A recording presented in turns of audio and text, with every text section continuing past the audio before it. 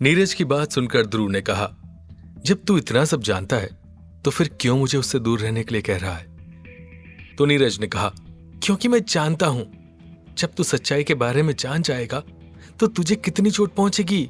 मैं नहीं चाहता कि तू उस दर्द से दोबारा गुजरे, इसलिए तुझे पायल से दूर रहने के लिए कह रहा हूं। पायल देव बर्मन की गर्लफ्रेंड है और देव कुछ भी कर सकता है, इसलिए तुझे उससे दूर रहना चाहिए। ध्रुव का गुस्सा अब और बढ़ चुका था, तो उसने नीरज से कहा, मैं सोच भी नहीं सकता था कि तू मुझे छोड़ देगा, लेकिन जब तूने फैसला ले ही लिया है तो मैं तुझे नहीं रोकूंगा। आज से मैं तुझे परेशान नहीं करूंगा। अब तू अपने रास्ते और मैं अपने। इसके बाद ध्रुव ने फोन डिस्कनेक्ट कर दिया, क्योंकि वो नीरज की बातों को और नहीं सुन सकता था।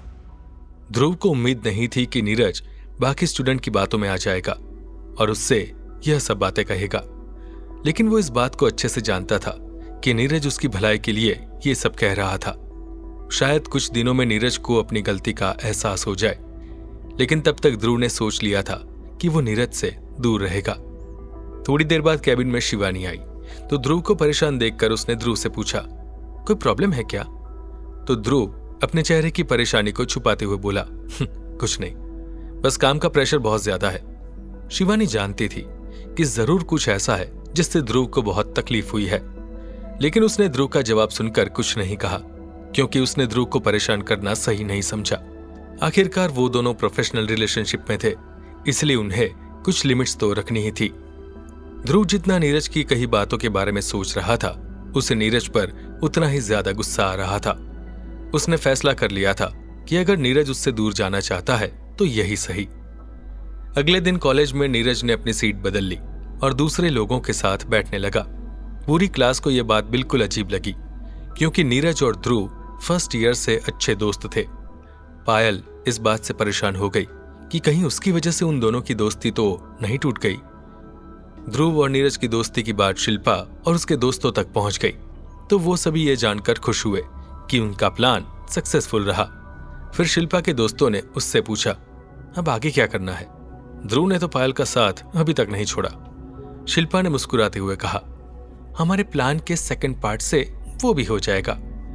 शिल्पा ने सोच लिया था कि इस बार वो कोई मौका नहीं छोड़ेगी। उसका इरादा पायल को कॉलेज में बदनाम करने का था। शिल्पा के दोस्तों ने डिसाइड किया कि अब वो ध्रुव और पायल के रिलेशनशिप में होने वाली अफवाह फैला देंगे।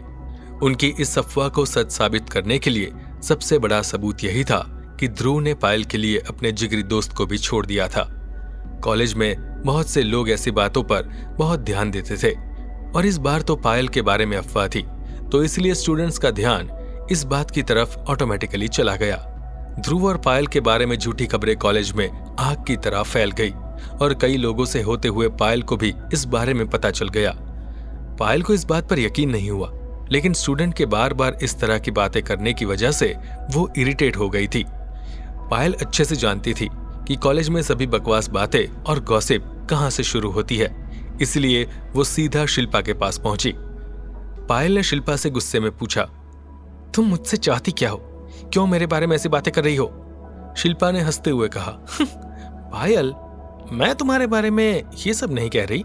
ये तो इन लोगों को ही तुम्हारे और ध्रुव के बीच में कुछ होते हुए दिख रहा है। एक सीक्रेट बताऊं? ध्रुव तुम्हें कॉलेज के फर्स्ट ईयर से पसंद करता था। आज जब तुम उसके साथ में रहती हो तो वो इस बारे में अपने दूसरे दोस्तों के सामने शो ऑफ तो करेगा ही ना। पायल ने कहा, ध्रुव के पास इन सब बातों के लिए टाइम नहीं है। मैं उसे अच्छे से जानती हूँ, वो ऐसा कुछ कर ही नहीं सकता। हम दोनों अच्छे दोस्त हैं और यह बात हम दोनों अच्छे से जानते हैं। अच्छा ये रहेगा कि तुम जो कुछ भी कर रही हो उसे तुरंत बंद कर दो। फिर शिल्पा हंसते हुए बोली, ठीक है, मैं तो चुप हो जाऊंगी, लेकिन दूसरे लोगों का क्या करोगी? पायल शिल्पा की बातों को सीरियसली नहीं लेती थी, लेकिन शिल्पा की बात आज सही थी। लोग कई सुनी बातों पर यकीन कर लेते हैं और दूसरों के बारे में अजम्पशन बना लेते हैं। वहीं ध्रुव बहुत ज्यादा परेशान हो चुका था। कॉलेज में उसके बारे में चल रही झूठी अफवाहों की वजह से उसे बहुत ज्यादा प्रॉब्लम्स हो रही थी। वो कभी नहीं चाहता था कि उसे लोग नोटिस करें, लेकिन अब ना चाहकर भी वो पूरे कॉलेज में फेमस हो गया था। इसी वजह से वो काम पर भी खास कंसंट्रेट नहीं कर पा रहा था।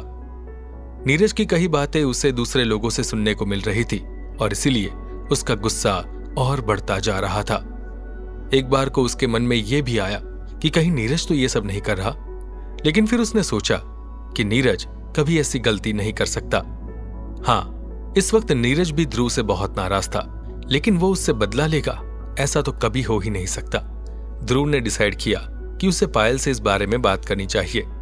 इससे पहले कि ध्रुव पायल को कॉल करता, पायल ही उसके सामने आ गई। ध्रुव ने कहा, आई एम सॉरी, ये सब नहीं होना चाहिए था, बट तुम चिंता मत करो, कुछ दिनों बाद सब कुछ ठीक हो जाएगा। तो पायल ने कहा, सॉरी तो मुझे कहना चाहिए कि मेरी वजह से तुम्हारी और नीरज की लड़ाई हो गई। मैं कभी नहीं चाहती थी कि तुम दोनों की दोस्ती टूटे। ध्रुव ने कहा, इट्स ओके, नीरज भी लोगों की बातों में आ गया है, लेकिन जब उसे पता चलेगा कि यह सब कुछ झूठ है तो वो खुद ब खुद मेरे पास आ जाएगा। हमारे बीच कई बार लड़ाई हो चुकी है। फिर पायल ने ध्रुव से पूछा, तुम्हें लगता है कि मैं तुम्हारा यूज कर रही हूं? अगर ऐसा है तो हम दोनों लाइब्रेरी में एक साथ बैठना बंद कर देंगे, इससे लोगों की बातें अपने आप बंद हो जाएगी। ध्रुव ने कहा, ऐसा मत सोचो, लोग तो कुछ ना कुछ कहते ही रहेंगे, आखिर कब तक हम उनके हिसाब से चलते रहेंगे? कभी ना कभी तो हमें खुद के बारे में सोचना होगा। जरूरी यह है कि हमें क्या लगता है, क्या हम जो कर रहे हैं वो सही है? खुद से पूछने पर ही हमें इस सवाल का जवाब मिल जाएगा। पायल ने हंसते हुए कहा, तुम्हें ये सब बातें कौन बताता है? ध्रुव ने कहा, मेरी मां। ये सब मैंने उन्हीं से सीखा है। पायल ने कहा, बिल्कुल सच कहा तुम्हारी मां ने। हम दूसरों को खुश करने में लगे रहते हैं और खुद को भूल जाते हैं। डोंट वरी, मैं नीरज को समझा लूंगी और वो मान भी जाएगा।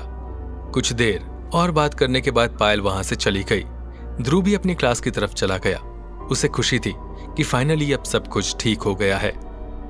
पायल कॉलेज से घर आई तो उसने अपनी मां को आवाज दी, लेकिन उसे कोई जवाब नहीं मिला। पायल ने अपनी मां को कॉल किया तो उसकी मां ने फोन उठाते हुए कहा, बेटा तुम कहां हो? क्या तुम सिटी हॉस्पिटल आ सकती हो? पायल हॉस्पिटल का नाम सुनकर डर गई और उसने मां से पूछा, हॉस्पिटल? मां, सब कुछ ठीक है ना? क्या हुआ है? पायल की मां ने कहा, बेटा देव का एक्सीडेंट हो गया है, मुझे मिसेस बर्मन ने बुलाया है और डैड भी मेरे साथ ही है। तुम जल्दी से यहां आ जाओ, हो सकता है तुम्हारी जरूरत पड़े। एक्सीडेंट की बात सुनकर पायल डर गई और सब कुछ भुलाकर हॉस्पिटल आ गई। पायल को देखकर देव की मां ने उसे गले लगा लिया और रोते हुए बताया कि कॉलेज से आने के बाद देव गुस्से में घर से बाहर चला गया था और रैश ड्राइविंग की वजह से उसका एक्सीडेंट हो गया। उसके हाथ में फ्रैक्चर आया था, लेकिन इसके अलावा सब कुछ ठीक है। देव की मां ने पायल से कहा, मुझे लगता था कि तुम नहीं आओगी, लेकिन अच्छा है कि तुम यहां हो। बेहोशी में देव तुम्हारा ही नाम ले रहा था। कुछ देर के बाद डॉक्टरों ने उन सभी लोगों को देव से मिलने की परमिशन दे दी। सबसे मिलने के बाद पायल भी वहां आई और उसने देव से कहा, तुम कभी नहीं मानोगे ना, हमेशा दूसरों को परेशान करते रहते हो। देव ने पायल की बात को बीच में काटते हुए कहा, मुझे माफ कर दो, मुझे उस दिन तुम पर इस तरह से चिल्लाना नहीं चाहिए था। मैं क्लब से बाहर निकाले जाने के लिए गुस्सा था और मैंने उसके लिए तुम्हें ब्लेम किया। आई प्रॉमिस, आज के बाद ऐसा कुछ नहीं होगा, लेकिन मुझे इतनी बड़ी सजा मत दो। पायल सोचने लगी कि अगर उसने यहां मना कर दिया तो हो सकता है देव आगे भी कोई बेवकूफी करे। इसलिए उसने डिसाइड किया कि अभी के लिए और कहीं ना कहीं ध्रुव के लिए भी उसे देव के साथ रहना होगा। पायल ने कहा, मैं तुम्हें माफ कर दूंगी, लेकिन एक शर्त है, मैं और ध्रुव अब अच्छे दोस्त हैं, तो तुम्हें इस बात से कोई प्रॉब्लम होनी नहीं चाहिए। ध्रुव का नाम सुनते ही देव का खून खौल उठा, लेकिन फिर उसे पता था कि उसे हां कहना ही होगा। देव ने हां कह दिया और मन ही मन सोचने लगा कि ध्रुव को तो वो इतनी आसानी से नहीं जाने देगा। देव का एक्सीडेंट हुआ था, लेकिन अच्छी बात यह थी कि उसे ज्यादा चोट नहीं आई थी, इसलिए डॉक्टर ने अगले ही दिन उसे हॉस्पिटल से डिस्चार्ज कर दिया। उसे अपने हाथ पर 15 दिन के लिए प्लास्टर बांधना था, जिसके बाद उसका हाथ पहले जैसा हो जाएगा। देव और उसके पेरेंट्स के लिए यही अच्छी खबर थी। अगले दिन कॉलेज में एक नई खबर फैल गई कि ध्रुव और पायल के बीच चल रही सभी बातें खत्म हो गई थी। उस दिन पायल देव के साथ कॉलेज आई थी और उसका देव के साथ कॉलेज आना इस बात का सबूत था कि अब उनके बीच में सब कुछ पहले जैसा हो गया था। देव एक नई एनर्जी में था, क्योंकि अब उसके साथ पायल थी और वो अच्छे से जानता था कि यह बात ध्रुव को पसंद नहीं आएगी। देव ने पक्का इरादा कर लिया था कि अब वो ध्रुव से बदला लेकर रहेगा। पायल की शर्त मानने की सबसे बड़ी वजह यह थी कि देव ध्रुव पर नजर रख सके और कुछ भी ऐसा पता कर सके जिसे वो उसके खिलाफ इस्तेमाल कर पाए। पायल के थ्रू उसे बहुत सी बातें पता चलती रहेगी और वो खुद भी बीच बीच में ध्रुव को परेशान करता रहेगा। देव का प्लान ध्रुव को नीचा दिखाने का था और उसे ये बताने का था कि उसकी हैसियत क्या है। साथ ही साथ में वो उसे पायल की नजर में इतना नीचे गिरा देना चाहता था कि पायल खुद उससे दूर हो जाए। देव के इस प्लान में थोड़ा वक्त जरूर लगेगा, लेकिन अगर वो पेशेंस से काम ले तो उसका काम बहुत सही हो जाएगा और फिर इसके बाद देव को ध्रुव के बारे में कुछ भी सोचने की जरूरत नहीं पड़ेगी। जब पायल के बारे में नीरज को पता चला तो वो सीधा अपने दोस्त के पास गया, जो हमेशा की तरह आज भी लाइब्रेरी में बैठा हुआ था और किताबों में खोया हुआ था। नीरज ने कहा, आई एम सॉरी यार, मैं तुझ पर बिन बात के ही नाराज हो गया था। ध्रुव ने कहा, कोई बात नहीं, मैं जानता हूं तूने ये सब मेरे लिए किया था। नीरज ने उससे पूछा, अब क्या करेगा? ध्रुव ने कहा, मेरे दोस्त, प्यार एक सेकंड में ही नहीं मिलता, उसके लिए मेहनत करनी पड़ती है। जो चीज बिना मेहनत के मिल जाए उसमें मजा क्या? और वैसे भी तू ठीक कहता है, हम दोनों बहुत अलग है। तो नीरज ने कहा, तो तू हार मान रहा है? ध्रुव ने हंसते हुए कहा, मैं इंतजार कर रहा हूं। सच कहे तो ध्रुव को इस बात से बहुत तकलीफ हुई थी और अंदर ही अंदर एक बार फिर उसका दिल टूट गया था, लेकिन वो चाहकर भी अपने इस दर्द को खुद पर हावी नहीं होने दे सकता था। उसकी लाइफ में इससे भी बड़ी प्रॉब्लम्स थी और इसलिए उसने डिसाइड कर लिया था कि अपने गोल से वो किसी भी कीमत पर नहीं भटकने वाला था। अभी उसके सामने सबसे बड़ी प्रायोरिटी उसकी डील्स को कंप्लीट करने की थी और ये कोई छोटा मोटा टास्क नहीं था, इसमें बहुत सी मेहनत लगने वाली थी। आखिर देव आगे कौन सी चाल चलने वाला है और सबसे बड़ा सवाल, क्या ध्रुव डील साइन करने में कामयाब हो पाएगा? जानने के लिए सुनते रहिए।